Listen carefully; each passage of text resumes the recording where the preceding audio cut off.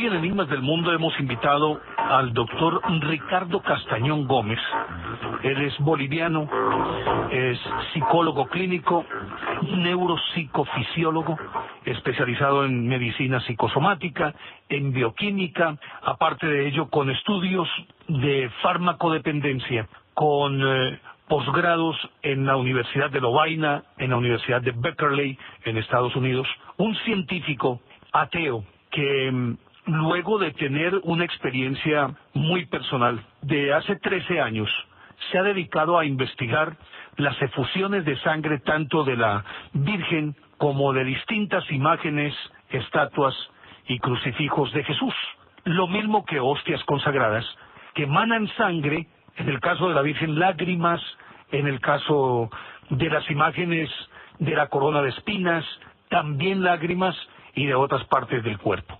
Y lo hemos invitado porque ha hecho una investigación, o sigue adelantando una investigación que es muy puntual, muy científica y con especialistas calificados a nivel mundial en diferentes áreas.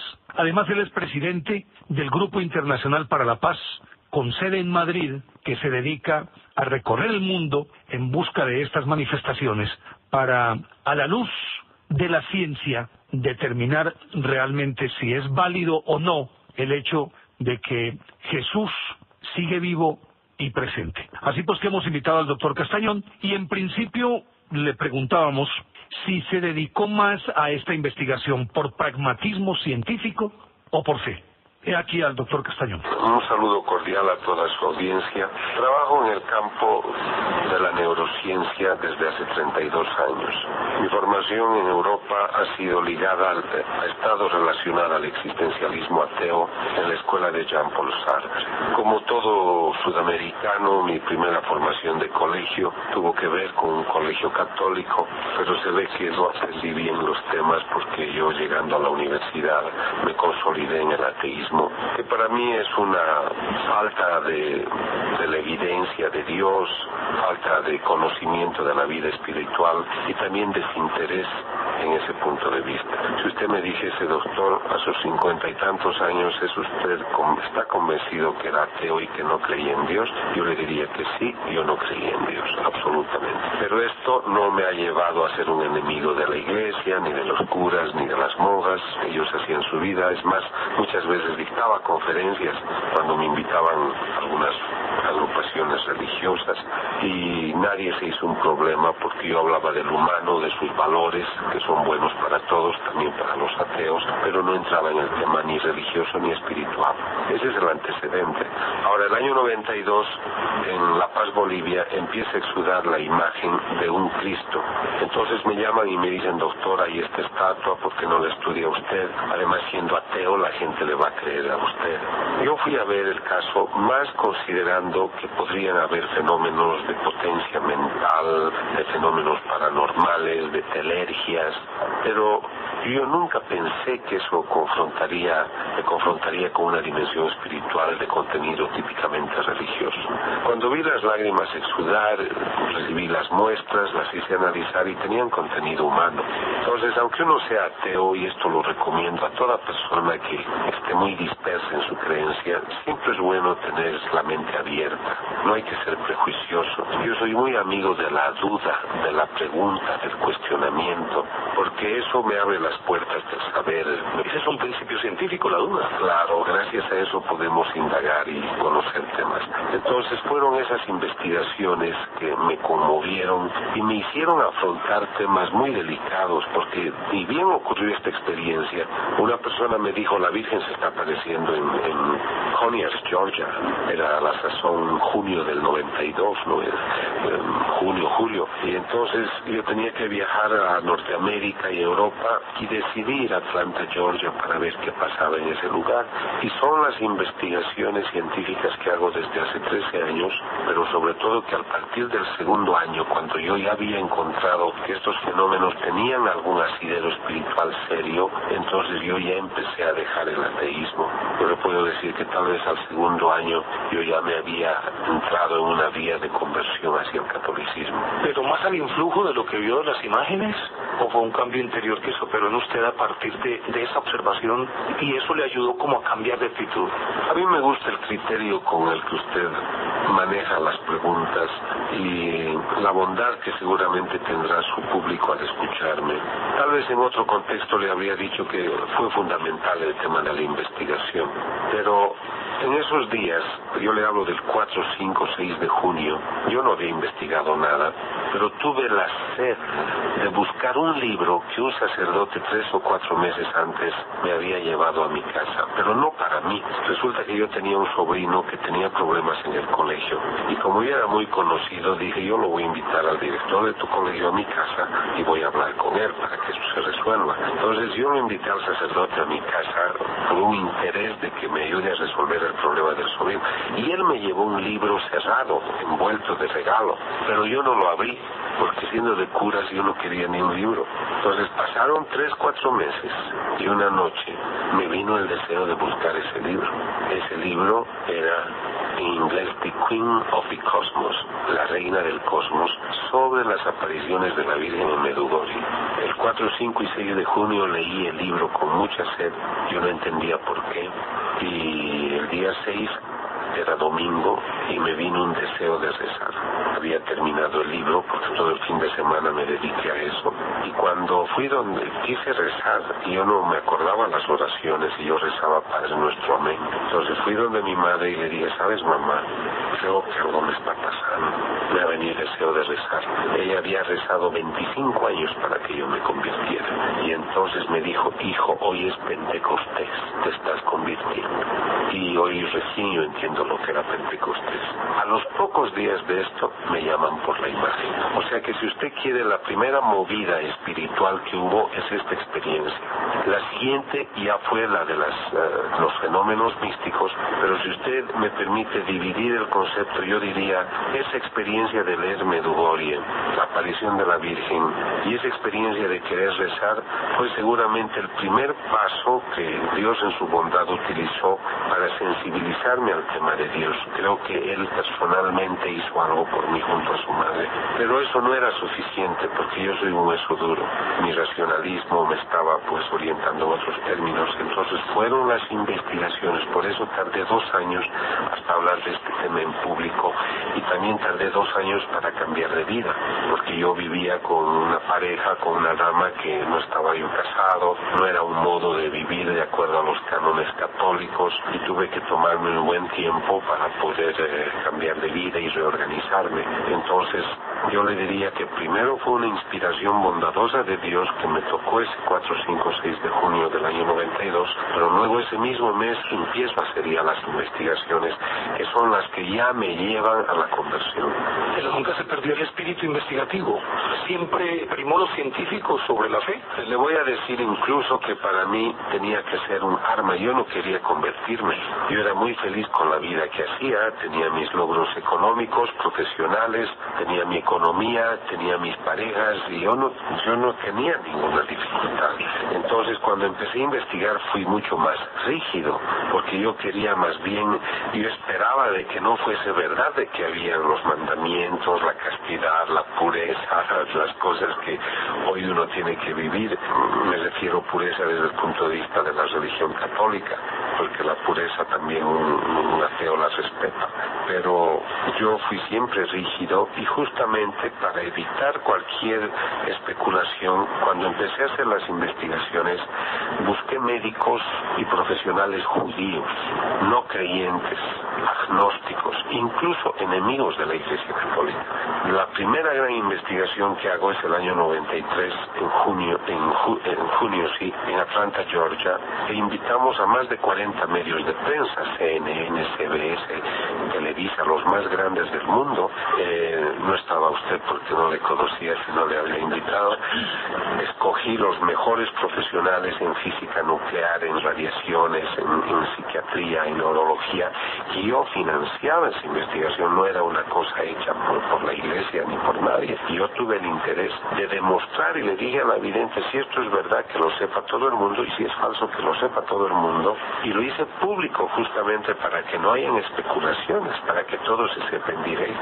Entonces yo siempre partí del punto de vista científico. Pero bueno, ¿y entonces qué encontró en esas experiencias? Usted empieza hablándonos del Cristo, aquella figura de yeso de Cochabamba, que comienza a exudar sangre. Cuando usted examina esa sangre, nos dice que encuentra que hay tejido humano, que hay ADN y que tiene un tipo de sangre específico. Eso significa, ni más ni menos, que esa figura o ese crucifijo o ese Cristo tenía vida de acuerdo con esto. El año 92 estudié esa primera imagen de Cristo que exudaba en la ciudad de La Paz. Esta imagen de Cristo exuda el año 95. A la sazón yo ya había estado en el Ecuador, donde estudié el caso de Patricia Talbot, que ella había sido censurada por la Iglesia Católica, por la autoridad del lugar. Pero afortunadamente el obispo Luna Tobar fue un hombre superior, un hombre elocuente, porque yo le dije, usted ha decidido que este caso tal vez no sea auténtico, pero ¿por qué no me permite estudiarlo? Porque ustedes no han hecho un estudio neuropsicofisiológico. Y él aceptó el estudio. Y yo le estoy muy agradecido porque me gusta ponderar que un hombre, a pesar de haber tomado una decisión, pueda plantearse la duda y decir, si doctor, mi opinión no ha contado con un estudio neuropsicofisiológico, acepto que usted lo haga. Entonces, ya en Ecuador tuve experiencias, hubo también allá efusiones, hubo temas que tuve que estudiar sobre las experiencias místicas de esta persona, y es el 95 en marzo que empieza a exudar lágrimas cristalinas y de sangre este Cristo de Cochabamba. Ahí sí hemos encontrado el código genético en 7 estudios, un código genético que corresponde a la especie humana. O sea, de esa persona, de esa estatua, hay una emisión de un líquido que corresponde a sangre humana. Ahora, usted ha dicho una cosa fundamental. Estaba viva la estatua en ese momento, hay una dinámica, una vivencia. Algunos teólogos que he consultado me dicen que si en ese momento el Señor llora, es porque Él está vivo presente. Esa es la opinión del teólogo. Pero yo le voy a decir una curiosidad científica.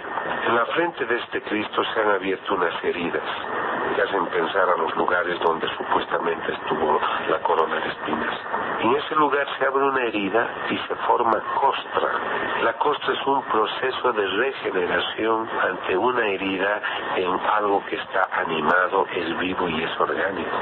Y una cosa... Es una forma de defenderse del organismo. Claro, y de sanarse. Y una cosa interesante es que lo primero que encontramos al extraer esta muestra es la hemoglobina. ¿Y qué es la hemoglobina?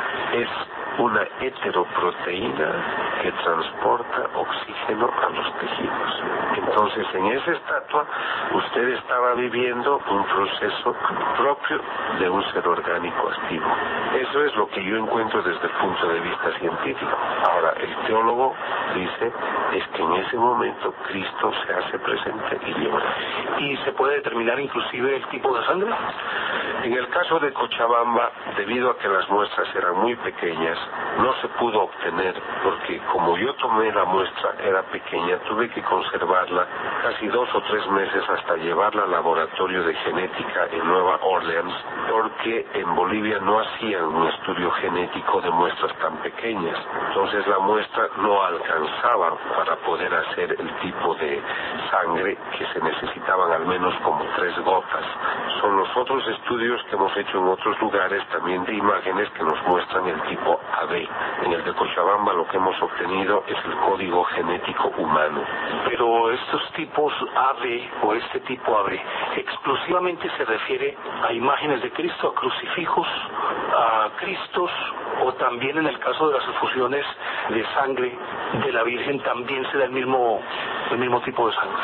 En las investigaciones que nosotros hemos hecho, el tipo de sangre corresponde a AB cuando ha sido una estatua de una imagen de Jesús.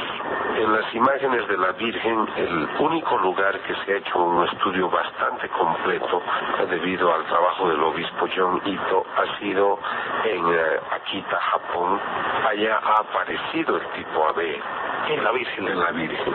Pero también en otro momento hubo otras exudaciones de sangre y se demostró que había tipo O, tipo A, tipo AB en distintas ocasiones, y la Virgen que le habla a la mística que se llama Agnese Sasagawa, que es una religiosa que sufrió mucho cuando empezó a hablar de esto porque mucha gente la atacó. Gracias a Dios el obispo fue muy comprensivo y él llevó adelante con mucha decisión e investigación. Pero la Virgen cuando le habla a esta mística le dice: yo he tenido efusión de distintos tipos de sangre para decirles que yo soy madre de todos ustedes, yo tengo todos los tipos porque cada uno de ustedes, creyentes o no, son mis hijos. Entonces esta es la enseñanza, la pedagogía de ese evento, pero en lo que han sido los estudios de Jesús en general, si no ha salido el tipo de sangre, ha salido el código genético humano, o si ha salido el tipo, es tipo AB. Yo quiero detenerme pero un poquitico más adelante en esto del tipo de sangre, específicamente cuando nos remitimos a Jesús o al crucificado, pero quiero también hablar un poquito sobre las efusiones de las distintas manifestaciones de la Virgen en diferentes partes del mundo.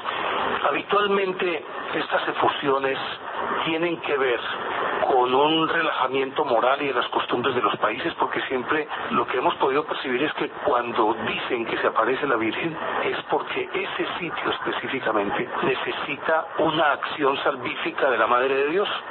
Si partimos, ¿es como una constante o no? Si partimos de ese punto de vista, que yo en realidad en este momento me voy a permitir solo hacer una conversación con usted sobre el tema, porque científicamente no es mi tarea interpretar lo que sea el mensaje de estos eventos. Mi única tarea es la de demostrar si el evento ocurre o no. Pero permitiéndome un diálogo como persona, como católico, le voy a decir que si partimos de la premisa de que esto se da en un lugar donde hay un relajamiento moral, entonces la respuesta ya viene por sí misma, porque estas apariciones desde el año 81 han ocurrido en todos los países del mundo, no solo en un lugar. Pueda que hablemos de Fátima, hablemos de Medjugorje, hablemos de Lourdes, de Betania en Venezuela, de Cochabamba en Bolivia, de Conches en Estados Unidos, pero en todos los países, hasta en Rusia, hasta en Vietnam, hay apariciones en este momento. Yo se lo pregunto por esto, doctor Castañón, porque recuerda que en el Monte de los Olivos el Señor suda sangre, Jesús suda sangre, producto de un enorme sufrimiento, y se sabe que cuando eso ocurre, los vasos capilares se pueden reventar por la enorme tensión. Si vemos que son lágrimas de sangre, ¿no está asociado también a eso, a una forma de dolor, como en el caso de Medjugorje, que aunque todavía no había estallado la guerra de los Balcanes, ya estaba cocinada en 1981? Por eso lo pregunto. Por eso le digo, yo creo, le doy la respuesta que escribió el Papa Pío XII y después asume también Juan Pablo II cuando dice: Pío XII habló de esta manera porque él vio y aprobó el caso de la Virgen de Siracusa que llora, exuda, el año 1953. Dice: una madre llora cuando ve a sus hijos amenazados. Entonces, si nosotros vemos este panorama mundial, donde desde 1945, que supuestamente es periodo de paz después de la Segunda Guerra Mundial, pero guerras solo han habido 10 días de paz, porque siempre hay un lugar donde hay guerras, incluso 10 guerras simultáneas en ciertos lugares. Entonces yo creo que es una preocupación de Dios y por eso muestra su lacrimación, porque ¿qué pasaría? Nosotros podemos llorar de entusiasmo y ver una lágrima de nuestra mamá, de nuestra mujer que llora y es una lágrima, digamos, de alegría. Pero si yo veo sangre, yo no puedo pensar que esas lágrimas sean de entusiasmo. Cuando pienso que en una hora hay 8.800 abortos en el mundo, si no más en este momento. Cuando veo de que hay 1.200.000 niños prostitutos en el mundo menores de 15 años. Cuando yo veo de que cada día mueren personas porque les falta comida y otros mueren porque han comido demasiado. Cuando pienso que en Norteamérica de cada 10 niños, 8 están sobrealimentados. Cuando pienso que en Inglaterra se gasta más dinero en comida para animales que comida en seres humanos, niños. Pienso que el mundo no está avanzando muy bien y que seguramente estas manifestaciones que la Iglesia determina como sobrenaturales, como ha ocurrido en Akita, como ha ocurrido en Betania, pues creo que está expresando una preocupación del Señor y está utilizando signos para llamar nuestra atención. Nuestro programa hoy se centra específicamente en estas efusiones, pero de todas maneras, al hablar de las videntes y hablar de apariciones de la Virgen, regularmente la aparición de la Virgen está asociada con una persona específicamente que es como una especie de portavoz. No sé si reúne cualidades especiales, regularmente es gente no letrada y letrada y demás humilde, pero habitualmente en los mensajes, de acuerdo con el seguimiento que usted ha hecho de todas las videntes en el mundo que en este momento está estudiando, habitualmente, ¿qué es lo que la Virgen más quiere manifestar? Algunas personas me dicen, doctor, ¿por qué han sido escogidas estas personas? ¿Y por qué habitualmente mujeres? ¿Qué tienen algo de especial? Cuando Nancy Fowler le pregunta al Señor, ¿por qué me has invitado a mí en Estados Unidos? El Señor le dice, hija, porque eras la más miserable y necesitabas de mi ayuda. Cuando se aparece a Catalina, que es una mística boliviana que vive en México, ¿por qué me has escogido a mí? Y le habla de su pobreza espiritual, de que él la quería mucho, pero que ella era indiferente a las cosas de Dios porque estaba más abocada al mundo. Es una mujer muy bonita ella y estaba muy dedicada a las cosas de la vida material. Cuando le habla a un joven de Panamá, el joven de Panamá le dice, ¿y por qué me escoges a mí? Y el Señor le dice, me sorprendía ver un joven que peque tanto.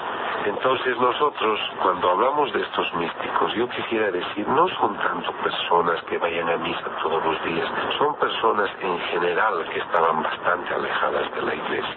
Y el Señor se les presenta justo para darles una oportunidad. Hay algunos, como el Padre Gobi, que es un sacerdote, el caso de Agnes Sasagawa, que es religiosa, y como usted dice también, creo que al menos 75-80% del grupo de videntes son mujeres. Yo no tengo una respuesta científica, pero sí tengo una especulación, una propia opinión. Las mujeres fueron las que se quedaron al pie de la cruz cuando a Cristo le crucificaron. Los apóstoles habían escapado.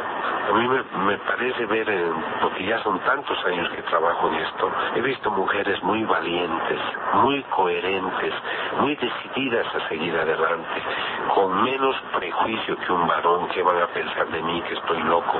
Entonces Dios sabrá por qué ha escogido esa gente, pero desde el punto de vista de la conducta, yo las veo muy valientes y muy decididas y con menos dudas y racionalismo que a muchos hombres. Por ejemplo, la Virgen se apareció, me parece el año 83 u 85, en un pueblito de Salerno, en el sur de Italia, en un lugar que se llama Oliveto Chitra, y el Señor preguntó a unas personas si le ayudarían, y cuando se acercó un joven de 21 años le dijo, ¿tú me puedes ayudar?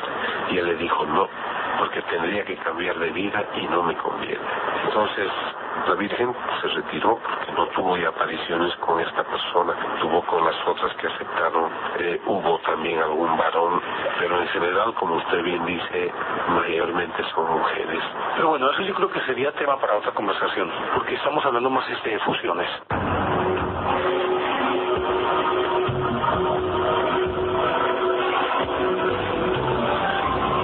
Hoy en Enigmas del Mundo conversamos con el doctor Ricardo Castañón Gómez, psicólogo clínico, neuropsicofisiólogo, especializado en medicina psicosomática, en bioquímica, en farmacodependencia y otras especializaciones.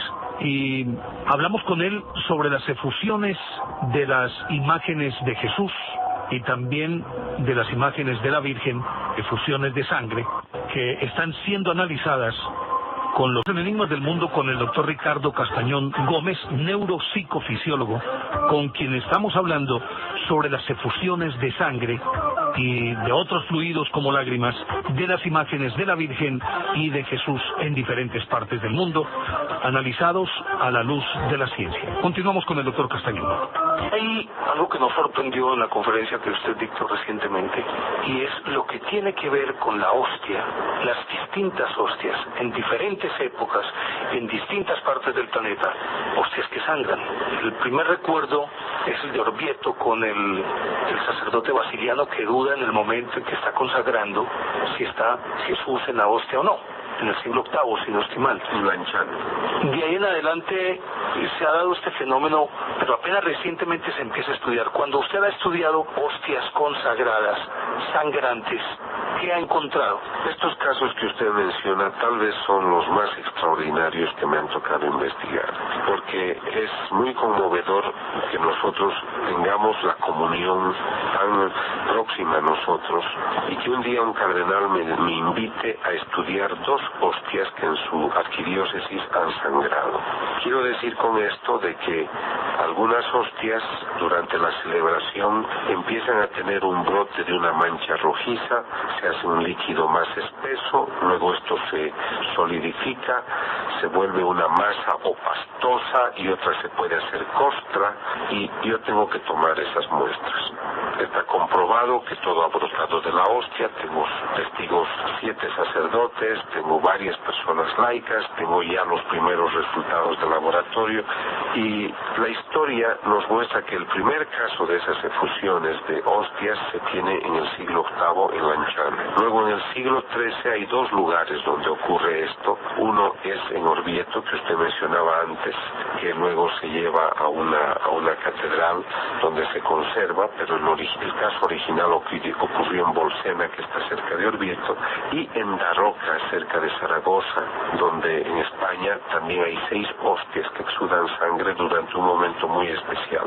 Hasta este momento, de acuerdo a la literatura, hay al menos 100 casos en distintos lugares del mundo, como en Casia, por ejemplo, o cerca de Fátima, 80 kilómetros en Portugal, donde han habido exudaciones. Pero los 2 casos modernos más significativos, uno lo tenemos en Betania, Venezuela, donde en los años 90 un sacerdote Aristizábal celebraba la misa y la hostia sangra. El obispo del lugar, obispo de Los Teques, Pío Velo Ricardo, hace el estudio y es sangre humana.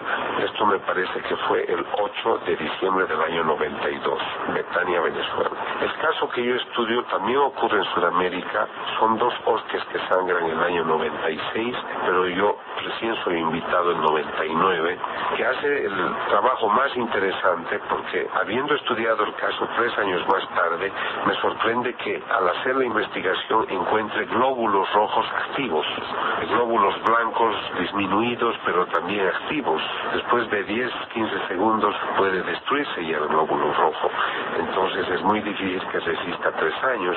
He recurrido a los 3 mayores expertos del mundo en una ciencia que es la medicina forense, específicamente histopatología de tejidos, y ellos han confirmado que las muestras que yo he analizado son músculo del corazón, músculo del miocardio, correspondiente al ventrículo izquierdo.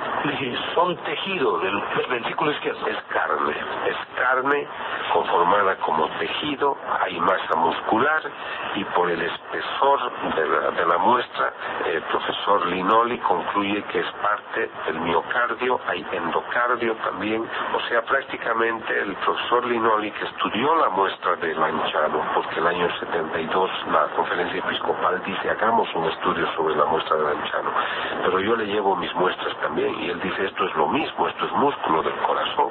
O sea, la conclusión es que esa hostia que sangró tiene corazón. Lo curioso es que hace pocos meses se recurrió al profesor Federico Tsugibe para que él haga el análisis. Él es profesor de la Columbia University, experto en cardiología, patología del corazón, y él dice de que la muestra tenía latidos el momento que él hacía el análisis. Cuando él estaba viendo latía la muestra. Claro, y por eso es que hubo una manifestación que él dijo, ¿cómo me traen ustedes un tejido vivo si se supone que este corazón es de una persona muerta? Entonces nadie podía podría explicar. Y también le puedo confirmar que el año 96, cuando ocurrió este fenómeno, los sacerdotes de la iglesia donde se dio este hecho llevaron a un laboratorio. Y yo tengo el documento escrito de la laboratorista que dice: yo veo en el microscopio que esta muestra está latiendo, pero ella no sabía que era corazón. Eso se ha descubierto después. Se han profundizado en esos estudios. Claro, porque uno dice, bueno, en un laboratorio me da esto, pero yo tengo que confrontar esta muestra a partir del pensamiento científico, del pragmatismo natural de un científico.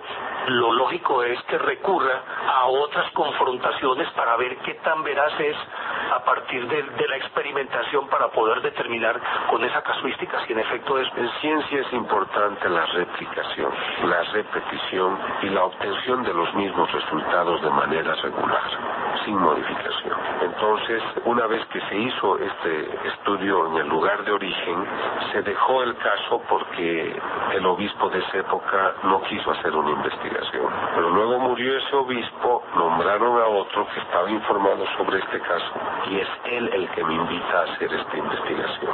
Entonces nosotros, ya habiendo tenido los primeros estudios de base que ellos hicieron en los años 96, a partir del 99 hasta hoy, son 6 años, hemos recorrido los mayores laboratorios del mundo, principalmente buscando al profesor Linoli, que había hecho el estudio en Italia de las muestras de Lanciano, al profesor Zugibe en Norteamérica, el mayor experto en Nueva York en patología del corazón, que él dice: esta muestra de corazón es de una persona que ha tenido un ataque al corazón, no ha muerto ese momento, ha soportado muchos dolores y le han golpeado al pecho, porque él distingue trombos en distintas partes del tejido.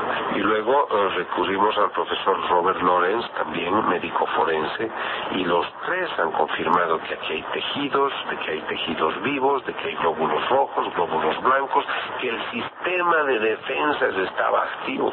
El cardenal del lugar ha dicho que él va a manifestarlo al mundo, así que una vez que le entreguemos todos los informes, espero que la prensa internacional pueda informarse de este caso, porque creo que es uno de los más extraordinarios en toda la historia del cristianismo. Y ahí también se determina que es AB, el tipo de sangre.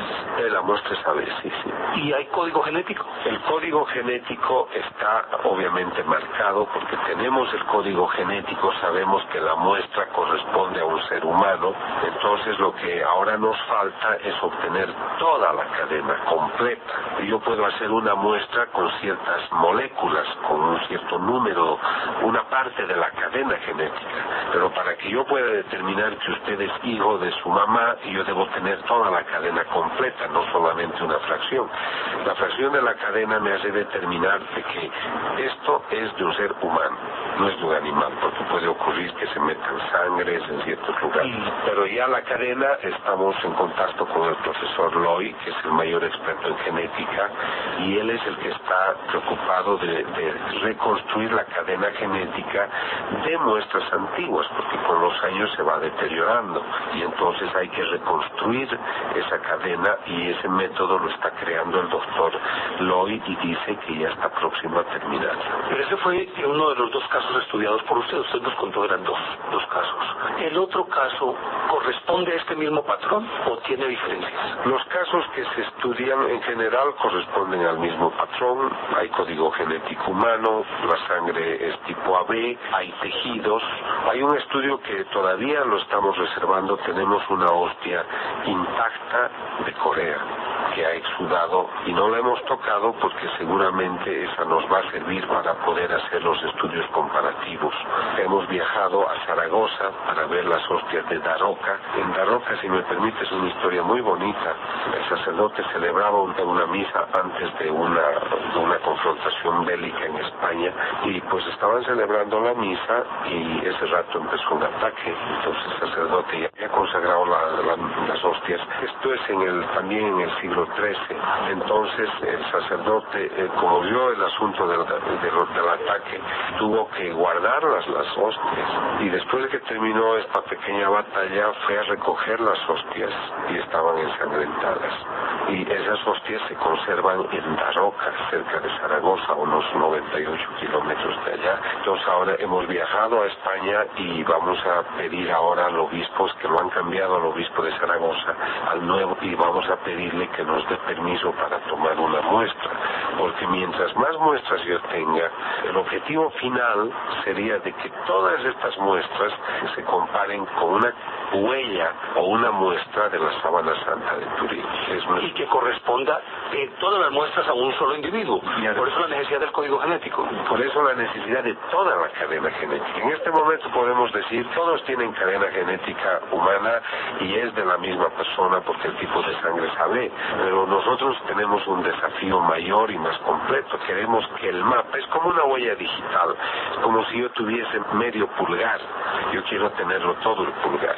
Y ya hemos presentado un proyecto a Turín donde está la sábana santa para ver si nos aprueban. Todavía no tenemos una respuesta, pero tampoco tenemos prisa hasta que no concluya el doctor Loy la investigación de cómo leer en una muestra de sangre antigua, como puede ser la de la sábana santa o de otras muestras de tela que hay a través de la historia de exudaciones. Queremos todavía darnos tiempo para obtener el método y comparar con todos los cuadros que nosotros, o todos los eventos que nosotros hemos investigado. Pero cuando usted dice hostias desde el siglo XIII, naturalmente que uno tiene que asumir que estas hostias o esa sangre está convertida casi que en un fósil, es decir, ya hecha polvillo, pero incrustada dentro de la hostia. Pero cuando se analiza y se encuentra que palpita, que hay tejido vivo, se puede ver el líquido como tal, ceroso, espeso. Una de las dos hostias que hemos estudiado y que han llevado a este resultado de músculo del corazón, una se hizo una pasta gelatinosa y la otra se hizo costra. Entonces, en esa muestra pastosa, gelatinosa, es que usted puede ver o sea, es lo que el doctor ha estudiado y ahí ha visto el latido. En la costra se encuentran pues epitelios, tejidos humanos, se encuentran glóbulos blancos. Por ejemplo, el doctor Eduardo Linoli encontró sodio, potasio, magnesio, minerales en las muestras de Lanciano. Aunque puedan pasar años, ellos utilizan reactivos que evidentemente hidratan la muestra seca, entonces eso puede permitir un estudio, pero en ningún caso modifican la naturaleza real de lo que están estudiando. De hecho, uno de los problemas que hubo con el profesor Zugibe cuando se le dio esa muestra de sangre en Nueva York el año pasado, él dijo: yo los respeto a ustedes, pero no puedo creer que esta muestra hubiera estado a la intemperie, como ustedes me dicen, desde el año 96. No les creo. Esto tiene que haber estado en conservantes, porque aquí los principios activos de lo que es la sangre están activos. Entonces él se le dijo: no, profesor, esto ha estado a la intemperie y aquí está toda la documentación que comprueba lo que estamos afirmando. Ahora, cuando usted dice, bueno, el objetivo final es tener una suficiente cantidad de evidencias que puedan ser comparadas con la sábana santa de Turín una vez que se permita tomar alguna muestra para ver si hay ADN, si hay realmente sangre. Pero no encuentra allí la gran dificultad, porque tengo entendido que la sábana santa de Turín, la figura que allí aparece, está más impresa por una proyección que otra cosa. De acuerdo con lo que he leído, no hay vestigios de sustancias químicas de ninguna índole. Es decir, indicios de sustancias químicas o residuos que puedan llevar a pensar que la sábana fue pintada, pero sí hay muestras de residuos de fluidos corporales de diversa índole. Sí, hay una diferencia en la investigación que nosotros queremos hacer. Nosotros no vamos a estudiar si es que el lino es de hace 2000 años o si es que el nitrato de plata que emergió como fruto del incendio ha alterado lo que puede ser la masa misma del tejido de lino. Lo que nosotros queremos hacer es tomar una muestra de aquellas partes donde hay fluido humano, específicamente sangre, y hay sangre en esa sábana santa. Entonces no nos estamos ciñendo tanto a la imagen. La imagen se afirma por todo lo que es el aspecto de que corresponde a Jesús, Entonces, para mí, por exclusión, si yo tomo una muestra de esa sangre y la comparo con una sangre de Bolivia de 1995, de Corea del año 2000, de las hostias y del anchano, por eso no me importa solo mostrar que esto corresponde a cadena genética humana. Yo debo mostrar toda la cadena. La cadena es un mapa, y ese mapa, como la huella digital, tiene que sobreponerse uno al otro. Por eso yo creo que esto es excitante y creo que va a ser un servicio muy noble a la causa de la Iglesia, que pueda consolidar la idea que de ese Dios, o sea, ese Cristo que ha muerto hace 2000 años, todavía se está manifestando y se está presentando. Cuando uno hace investigación, nosotros llamamos variables a una serie de elementos que pueden intervenir. Hay muchas variables. Nosotros nos hemos ceñido a la sangre de Cristo porque es la población que estoy teniendo más muestras. De la Virgen he seguido el caso de Japón, he ido después que ya se hizo la investigación, pero lo que a mí me ha tocado investigar es el caso de Corea, en Naju. En cambio, con el tema de Cristo tengo demasiadas experiencias y sobre todo la que más a mí me está interesando ahora es la de las hostias.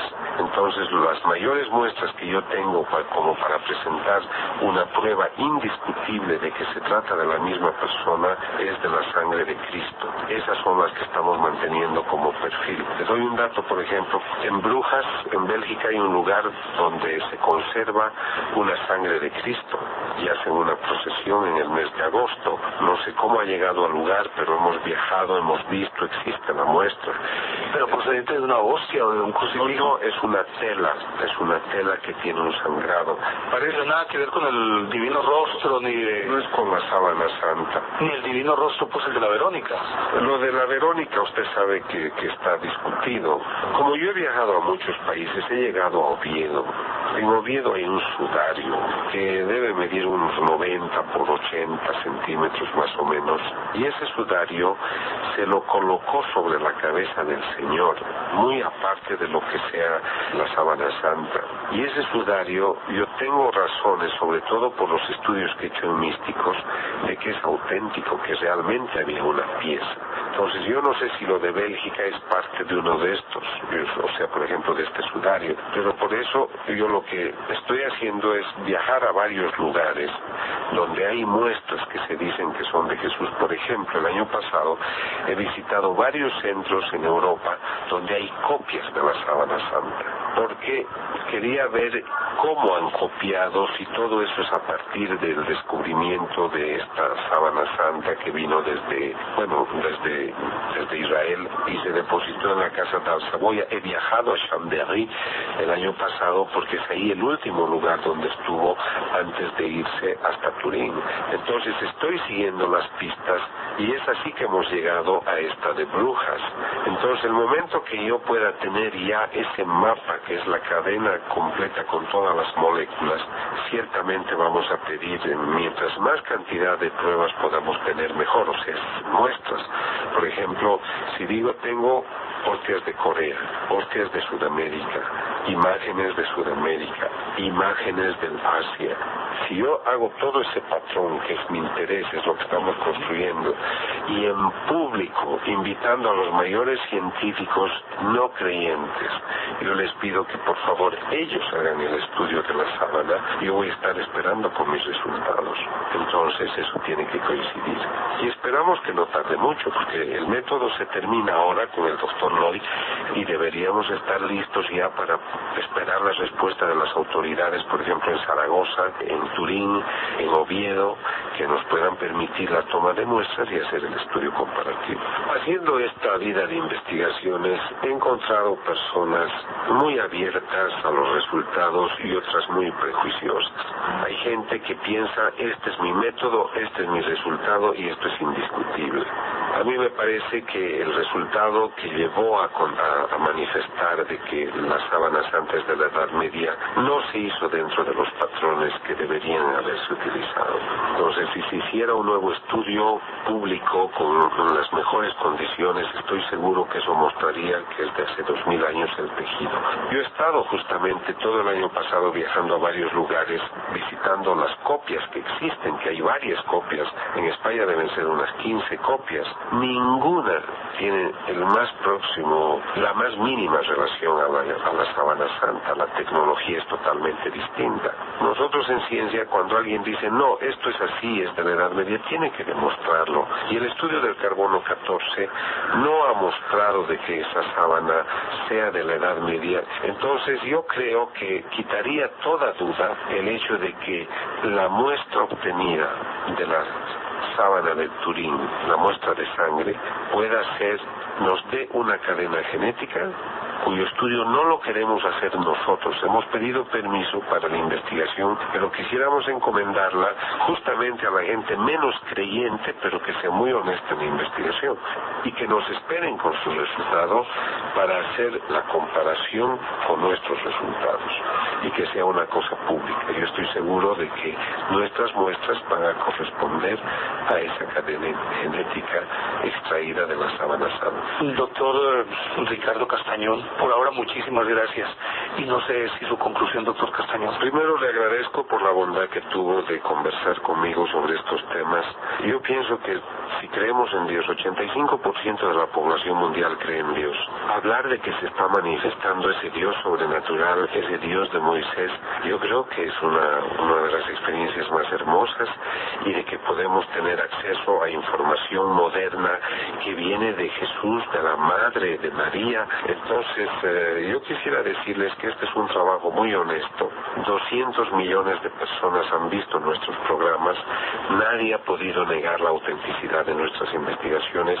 Puede alguno decir que no cree porque no está convencido, pero nadie podrá decir que esto es falso. Así que si la gente en buena fe cree que estos mensajes o estas investigaciones pueden estimular otra vez el redescubrimiento de su vida espiritual, háganlo, porque esta es una experiencia hermosa. Dios está buscando en su infinito amor modos de hablarle al hombre. El hombre ya no se conmueve por la Biblia, no se conmueve por un Cristo que está en la Eucaristía, en un tabernáculo de cualquier iglesia. Entonces, como somos bastante indiferentes, busca otros modos de llamar nuestra atención, porque es un Padre amoroso, la exudación de una imagen de la Virgen. Para Dios lo ideal sería que creamos sin ver, por fe, pero como el hombre le ha dado las espaldas en buena medida a lo que sea la dimensión espiritual, Él trata de llamarnos la atención a través de estos otros sistemas que les diré que están dando también en el corazón bueno muchos frutos. Usted mismo hablaba algún momento sobre esa sed espiritual que hoy la gente va teniendo, y creo que este es el mejor momento para ser cristiano. El mundo no está marchando como debería. No podemos creer en un mundo que esté perfecto cuando 3/4 partes de la humanidad siguen con hambre, cuando 28 naciones tienen la riqueza del más del 80% de las riquezas del mundo, cuando hay individuos, 300 familias en el mundo que pueden dar de comer a 2.500 millones de habitantes, cuando 1.000 millones de personas viven con $1 al día, 2.000 millones de personas viven con $2 al día. Creo que este es el mejor momento para ser cristianos, porque nos habla de amor y nos habla de servicio. Y si el hombre estuviera dispuesto a amar, compartiría lo que tiene, y no tendríamos 300 millones de personas con un dinero que no gastan, lo tienen acumulado, cuando con eso podrían ayudar a dar de comer a 2.000 millones de personas. Pero más allá de pensar en lo que puedan hacer nosotros también en nuestras casas podemos amar mejor a nuestro hermano, a nuestra esposa, a nuestro viejo enfermo en la casa, ser más cooperadores en nuestro barrio, en nuestra zona, volver a trabajar en nuestras parroquias, visitar a un enfermo. Yo creo que si la sociedad de algo está enferma es de desamor, y entonces estas expresiones espirituales deberían despertar ese sentimiento y ponerlo en acción. Yo espero que su audiencia, pues muchos de ellos empiecen a hacer esto desde hoy mismo. Doctor Ricardo Castañón, muchísimas gracias, muy amable. Gracias a usted y felicidades. Llegamos ya al final de nuestro programa, este especial que hemos hecho con el doctor Ricardo Castañón Gómez, neuropsicofisiólogo, psicólogo clínico, bioquímico, especialista en farmacodependencia y en medicina psicosomática, quien ha dedicado 13 años de su vida a analizar las efusiones sanguíneas de diferentes imágenes de la Virgen en distintas partes del planeta, lo mismo que hostias consagradas y además efusiones de sangre también de diferentes imágenes de Jesús. Esperamos que este programa suscite un poco de reflexión. Por ahora, muchísimas gracias, un agradecimiento muy cálido a don Octavio Gallo en el sonomontaje, a ustedes por su atención y nos veremos en una semana, porque el próximo sábado será otro tiempo. Caracol Radio, Enigmas del Mundo, Néstor Armando Alzate.